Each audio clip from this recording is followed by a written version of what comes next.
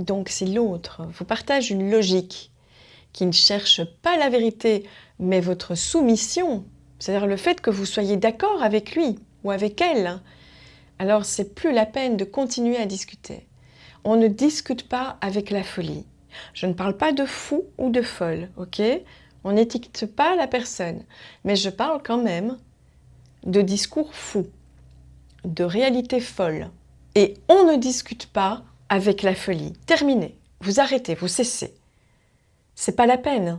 Vous allez vous vider, vraiment. Et pour rien. C'est un peu con. Je veux dire, autant vous épuiser pour quelque chose qui en vaut vraiment la peine, mais vous épuisez pour rien. Alors après, il faut sans doute du temps pour s'en rendre compte, hein. Il faut que vous expérimentiez tout cela. Parce qu'il n'y a que le temps qui va pouvoir vous dire si vraiment vous avez en face de vous quelqu'un qui est incapable de se remettre en question ou pas. Il y a le temps, en fait. Et c'est pour ça que on ne peut pas parler vraiment d'aimer quelqu'un instantanément. On peut parler de sentiments amoureux. Mais l'amour, ça demande du temps, ça demande de connaître l'autre et de connaître surtout comment est-ce qu'ensemble, vous allez traverser les conflits. C'est ça qui est intéressant. C'est comment est-ce que nous allons être partenaires dans ce qui est difficile dans la vie. Et est-ce que dans ces difficultés, dans ces défis, est-ce qu'au final, dans ces échanges, est-ce que vous allez vous sentir amoindri ou élevé? Est-ce que vous allez vous sentir rétréci de plus en plus? Ou au contraire, justement, est-ce que vous allez être en expansion, plus confiant encore? Je crois que vraiment, le couple peut être un endroit formidable pour grandir. Mais il faut que les deux y travaillent. Si c'est toujours l'un ou l'une qui prend sur lui, c'est pas la peine. Alors, la compassion doit servir à vous libérer, pas à excuser. C'est-à-dire que quand on est très sensible, quand on a cette force psychique de pouvoir être connecté à notre cœur, je ne vous parle pas ici de personnes qui sont dans les impulsions et les pulsions émotionnelles et ça part dans tous les sens. Je vous parle d'une intelligence sensible qui va tenter de comprendre l'autre, non pas pour le contrôler et le suranalyser, afin de vous adapter à lui et de le séduire. Je ne vous parle pas de ça non plus. Je vous parle vraiment de cette sensibilité qui essaye de comprendre l'autre pour grandir ensemble et aussi pour chercher le lien, pour chercher la vraie relation. C'est-à-dire pas, encore une fois, pour chercher à séduire l'autre. Attention, parce que là, ça veut dire que vous-même, vous êtes dans une attitude manipulatoire.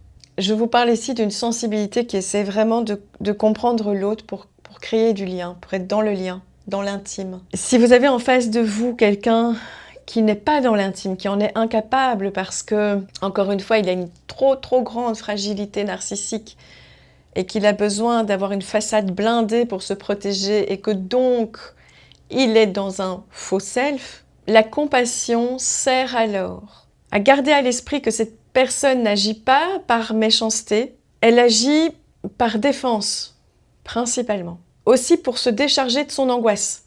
C'est-à-dire que c'est des personnes qui vont hurler, qui vont crier, qui vont dénigrer, qui vont porter plainte, etc. Mais parce que quand elles sont frustrées, etc., elles savent pas gérer, elles savent pas gérer dans le fond. Et donc, elles vont avoir besoin de retourner la situation absolument. Ou de décharger. Et du coup, la compassion là-dedans, ça permet de dire, ok, là, ça m'appartient pas. Je sors de ça, mais je lui en veux pas pour autant. Alors, je crois que dans un premier temps, on a besoin d'en vouloir à l'autre, parce que c'est violent quand même. Je veux dire, il y a personne qui aime se faire dénigrer, etc. Et puis c'est épuisant. Donc la colère, elle est utile. À un moment donné, vraiment, elle est utile, et puis elle est utile pour se protéger, pour s'indigner. Rester dans la colère, ça peut vous laisser coller à l'autre. Vous n'avez pas envie d'être collé à l'autre. Surtout si l'autre est plongé dans des choses assez glauques comme ça, on a plutôt envie de se libérer et de renouer avec notre propre lumière. La compassion, la compréhension théorique, c'est bien pour ça que je transmets toutes ces vidéos, ça peut aider à cela. On comprend que le mal est issu de blessures. Et encore une fois, c'est pas pour excuser. Ne confondez pas les choses. C'est pas pour excuser le mal qu'ils nous font, ou qu'elles nous font, parce qu'il y a autant d'hommes que femmes, hein, avec des défenses perverses. Il y a juste plus de femmes qui viennent consulter des psys. Mais il y a autant de femmes que d'hommes qui sont dans des mécanismes très toxiques.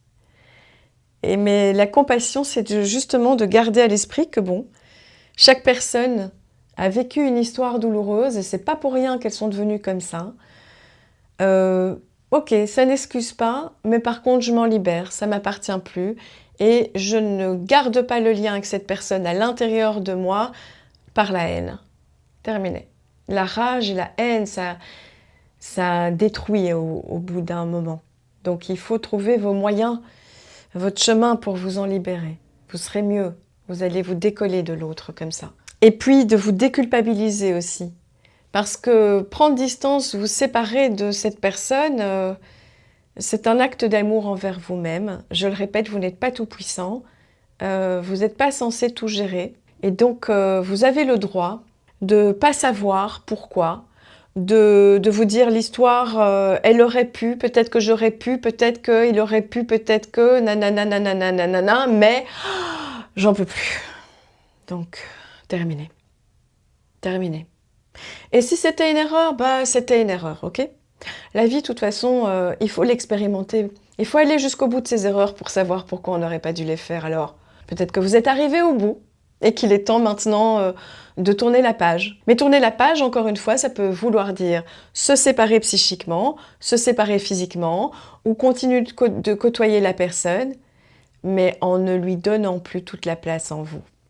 Et pour ça, il y a, je continue, d'autres attitudes à adopter. La force, ce n'est pas de fermer son cœur, c'est de le remettre à sa juste place. Je crois qu'on apprend à travers ces relations toxiques à être prudent. C'est pas pour cataloguer les gens qu'on apprend à être prudent. C'est pas pour dire « Oh, là, ça c'est un mauvais, ça c'est un PN, ça c'est un truc. » Non. Parfois, c'est nécessaire de nommer les choses. Je pense que si c'est devenu un peu une mode, que ce terme a été un peu galvaudé, le terme de PN, pervers narcissique, mais c'est peut-être parce que cette violence, elle existe. Et je le dis, elle existe. C'est cette violence subtile qu'on ne voit pas. Et les gens ont eu besoin, n'est-ce pas, d'être entendus dans ces violences subtiles. C'est pas pour le plaisir de faire des étiquettes, de faire des buzz, je pense. Oui, il y en a qui s'en servent, hein, ça. Mais peu importe, à la limite. Moi, je crois que c'est bien, parce que ça permet de dénoncer maintenant des violences dont beaucoup de personnes souffrent. Moi, j'en ai beaucoup ici. Des patientes, des patients aussi, qui souffrent de mères complètement... qui donnent le change, hein, qui paraissent être des bonnes mamans, hein, mais qui elles-mêmes ne savent pas en fait c'est quoi être une bonne maman. Qui sont des mères dévorantes, quoi. Culpabilisantes dès lors qu'on ne va pas dans leur sens. J'en parlerai beaucoup parce que mon premier roman relate une histoire sur une relation mère-fille très ambivalente et finalement très toxique. Je voudrais vous faire part de quelque chose de très important qui peut être hyper utile, je trouve, hein, vraiment, d'expérience personnelle. Ce qui nous touche